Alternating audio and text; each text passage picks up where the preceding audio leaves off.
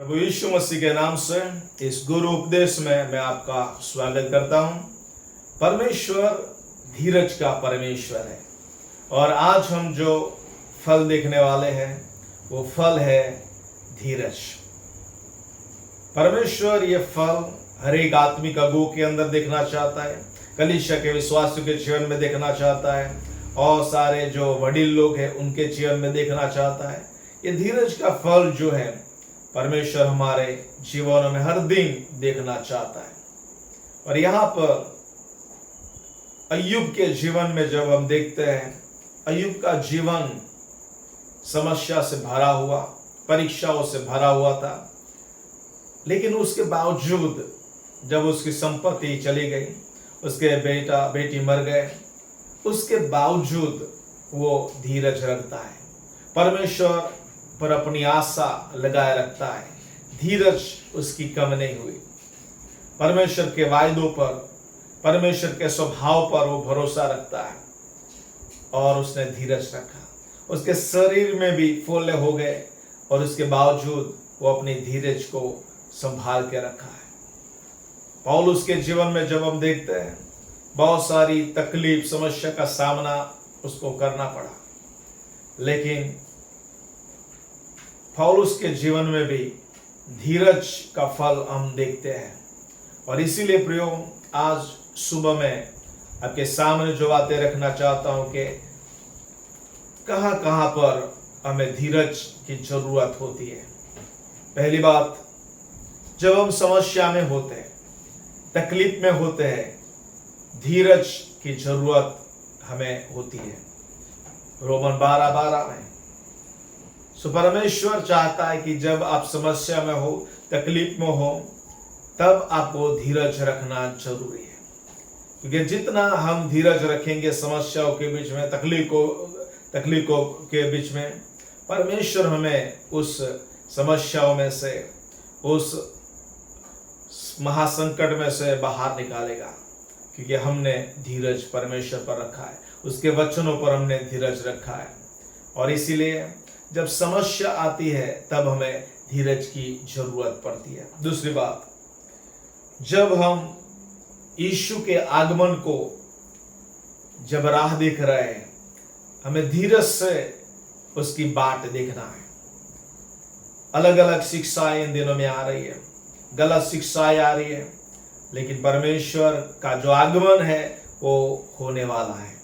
और इसीलिए धीरज से परमेश्वर के आगमन की हमें बाट जोना है।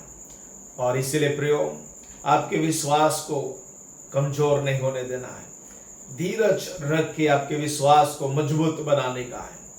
और इसीलिए परमेश्वर हमें उस बातों में मजबूत होना चाहता है, ये धीरज के फल में। उसके बाद तीसरी बात, आत्मा में परिपक्वता के लिए हमें धीरज की जरूरत होती है।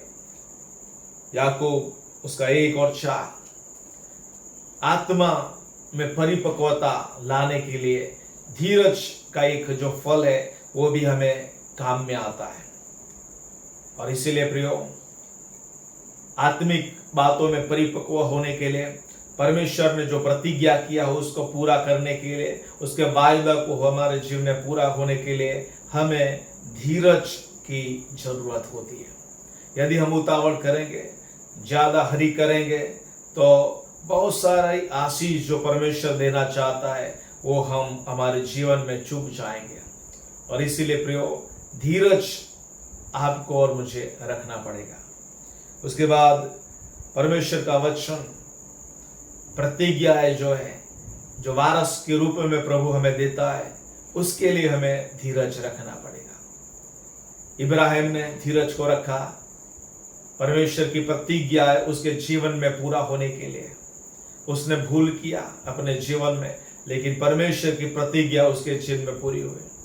यूसुफ के जीवन में परमेश्वर का जो दर्शन था, उस दर्शन को पूरा होने के लिए 13 साल उसने धीरज रखा। प्रियो, जब हम धीरज रखेंगे, प्रभु ने जो वायदे आपके लिए, मेरे लिए जो किया है, परमेश्वर उस वायदों को पूरा करेगा जब हम धीरज रखेंगे। उसके बाद जब समय नजदीक है, we are living in the end time, हम अंतिम समय में जी रहे हैं, तो परमेश्वर चाहता है कि हमारे में अंदर एक बड़ी धीरज परमेश्वर उत्पन्न करे। प्रकाशित वाक्य 1:9, प्रकाशित वाक्य 13:10। तो जब इस वचन को जब आप पढ़ेंगे, परमेश्वर चाहता है एक बड़ी धीरज इन दिनों में परमेश्वर हमें देने पाए।